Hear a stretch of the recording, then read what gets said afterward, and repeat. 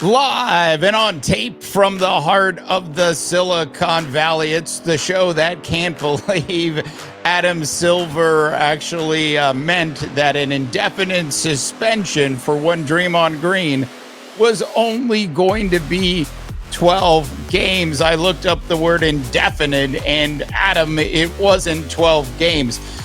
Coming up tonight on the House of Takes late night show, we have a big show for you. It includes the Buffalo Bills taking down the Miami Dolphins in Miami, which was really just like a home game, except in much better weather for the Buffalo Bills tonight. We're going to cover that, plus the Battle of Los Angeles just ended North America as the Los Angeles Lakers ended up taking down the Los Angeles Clippers. I've got my thoughts on that. Plus, tomorrow is going to be a bad day for a lot of head coaches in the National Football League. I'll give you some thoughts on who I believe is going to be out on Monday, aka Black Friday in the National Football League. I've got all of that, and as always, trust me, a whole lot more coming up on the big show today. I am Dave DeBaugh, and as I mentioned, I'm coming to you live and on tape from the heart of the Silicon Valley.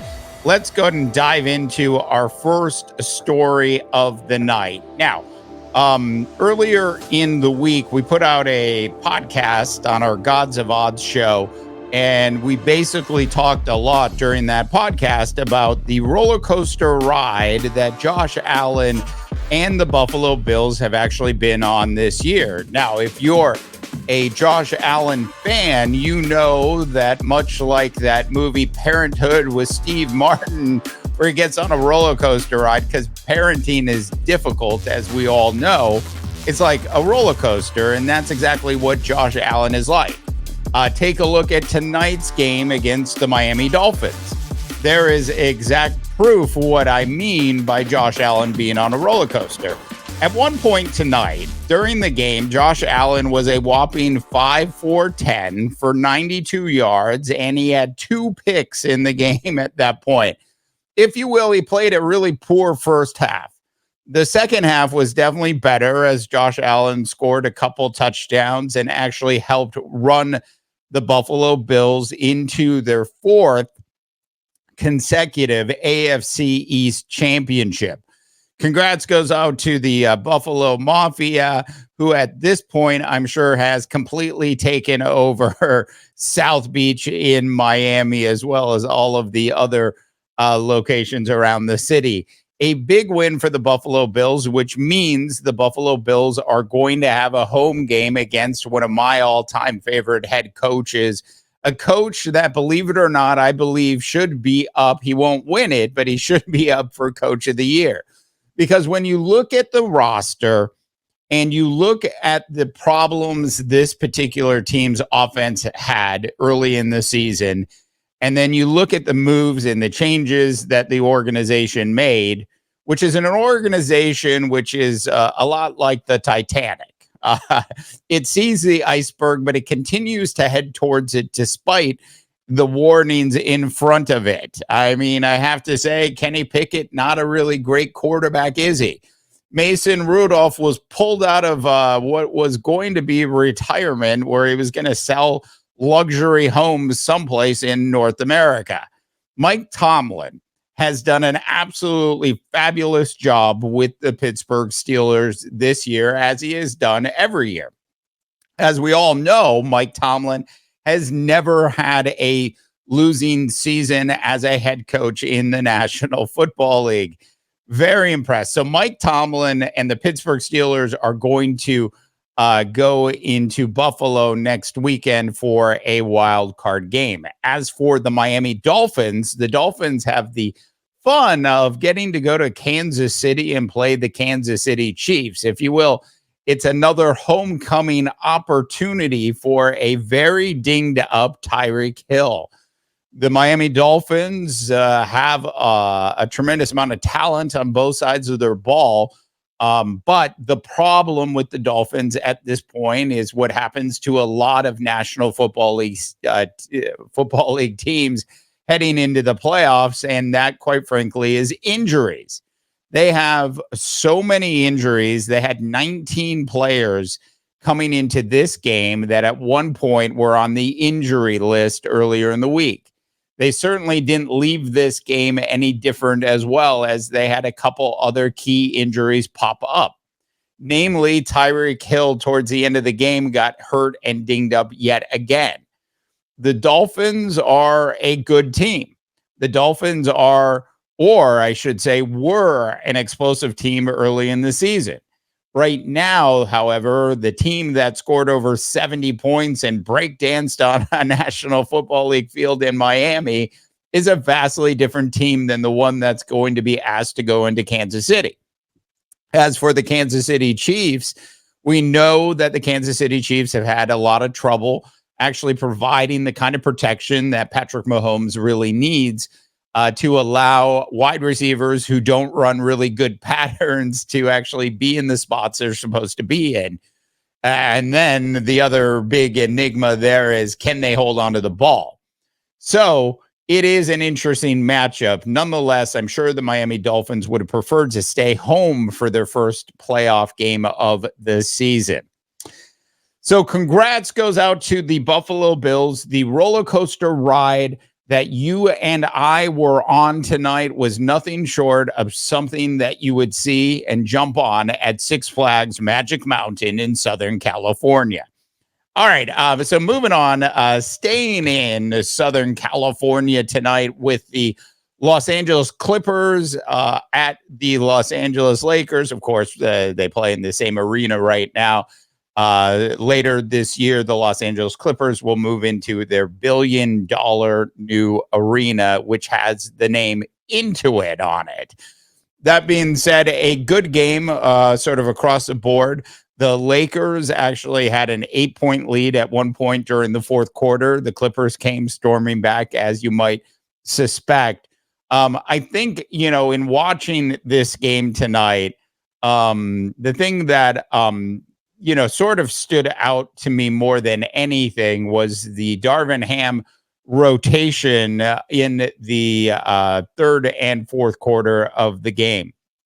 Jared Vanderbilt ended up playing 21 minutes tonight. D'Angelo Russell, a.k.a.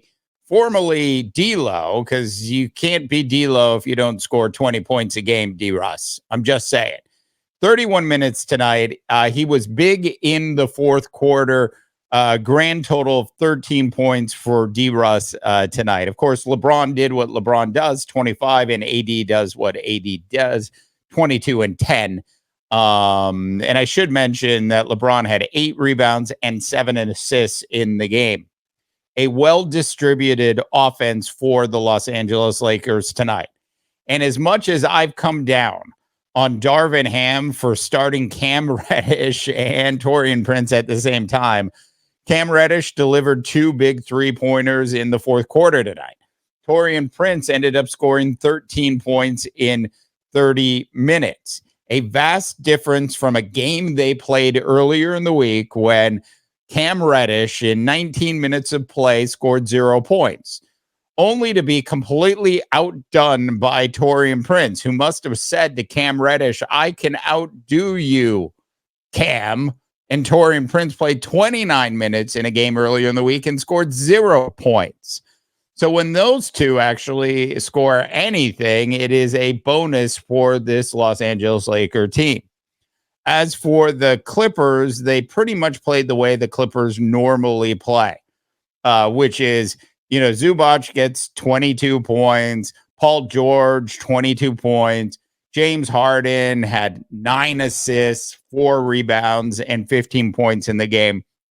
And Kawhi Leonard had 8 boards, 2 assists, and 15 points. And then, of course, 14 from Norman Powell, because Norman Powell's always putting up some good points. As far as Russell Westbrook goes, a bit of a down game for Russell Westbrook. I expected him to play a little bit better tonight, considering it was against his former team. Still, he only played 19 minutes. He certainly didn't hurt the team. 7 points and 3 assists in the game for Russell Westbrook tonight.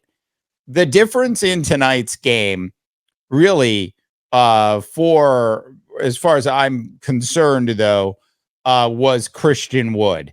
And the big minutes that Christian Wood actually ended up playing in the fourth quarter of tonight's game. Now, I can sit here and talk about the 9 points that Christian Wood scored. But what's really important is the 10 rebounds and the overall hustle that Christian Wood actually brought to the team tonight. It is something I have been wondering about for quite some time when it comes to Darvin Ham and his rotation. I know over the last couple of games, Christian Wood has started to get more play.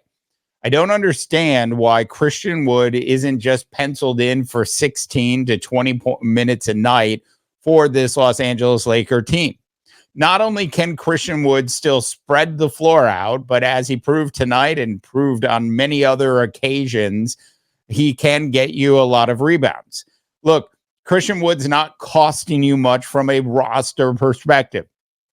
I know that he can be a bit of a head case, but I still think that he needs to be a key ingredient to Darvin Ham's rotation, at least with these ingredients that Rob Pelinka has put on the table for the Los Angeles Lakers at this point. And finally, tonight on the House of Takes late night show, which is an interesting story for tomorrow, because as you know, tomorrow is, and you might be watching this tomorrow, is Black Monday, the day in which teams that understand the direction they're going to be heading next season officially become solidified when they let their head coaches go. Now, let's start with the Washington Commanders, because I believe it's clear as water is wet that Ron Rivera is going to be out with the Commanders on Monday. There's some grumbling coming out of Tennessee that there's going to be a major shakeup with the Tennessee Titans. We saw Derrick Henry basically give a farewell speech after the game to the fans in Tennessee, a class act by the Tennessee Titans letting him do it, and a class act with everything that Derrick Henry said, thanking the fans for the 8 years that they had given him. So I think Mike Vrabel is in a lot of trouble. I think the Raiders won't do the right thing, and I don't think they'll bring back Pierce. I think that's also going to happen on Monday. Other changes, which I think you'll see as well, are Arthur Smith of the Atlanta Falcons.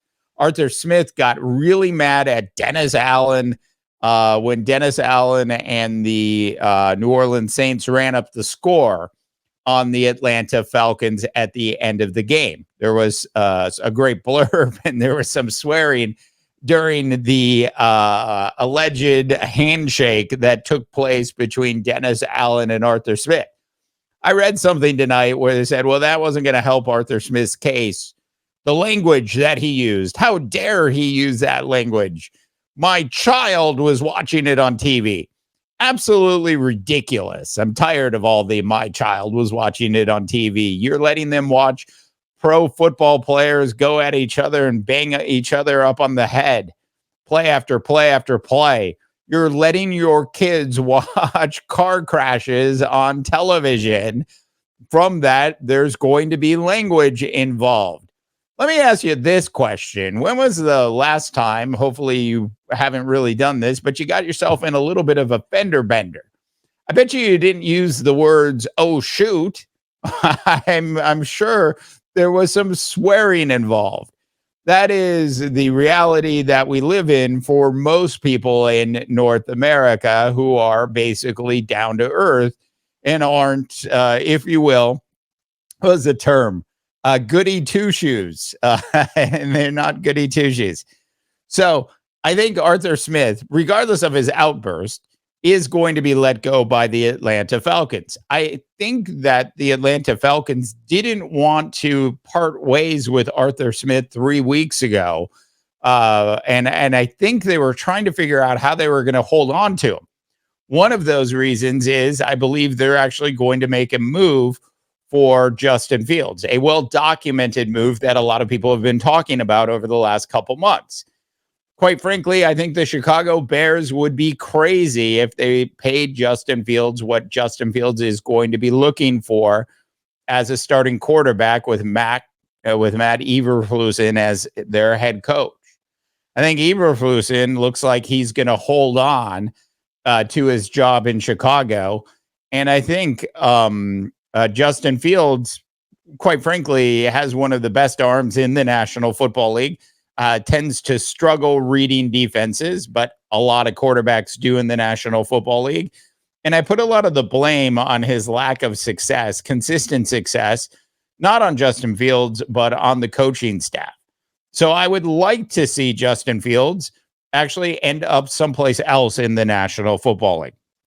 And finally, I think it's probably not a surprise to anybody, and I'm not sure this will happen on Monday, but I believe Bill Belichick and the New England Patriots will part ways at the end of, most likely on Monday, maybe Tuesday, but at some point next week, I believe it's actually going to happen.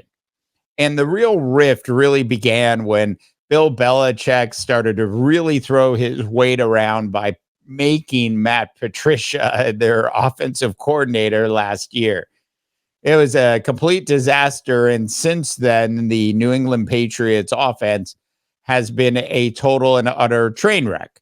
Not a roller coaster ride like the one Josh Allen is on in Buffalo, but an absolute train wreck. And that's exactly what the offense has been since that strategic move that Bill Belichick made. You know, when you become really great at something and you're really great at it for a long time, you think you can do just about anything. And making Matt Patricia an offensive coordinator of your football team falls right into that category. Call it ego, call it what you want. The reality is it didn't work, and it's most likely time for Bill Belichick and the Kraft family and the New England Patriots to part ways from each other. We'll get into where Bill Belichick might end up on a different show. Just think Commanders and hopefully a name change to that football team as well during the offseason. All right, that is it. Let me know what you think, North America. I want to hear from you. Go ahead and drop a comment in. And, of course, like this video and subscribe to the Big House of Takes channel. For the House of Takes late night show, I'm Dave DeBaugh, wishing you all a tremendous rest of your sports viewing day.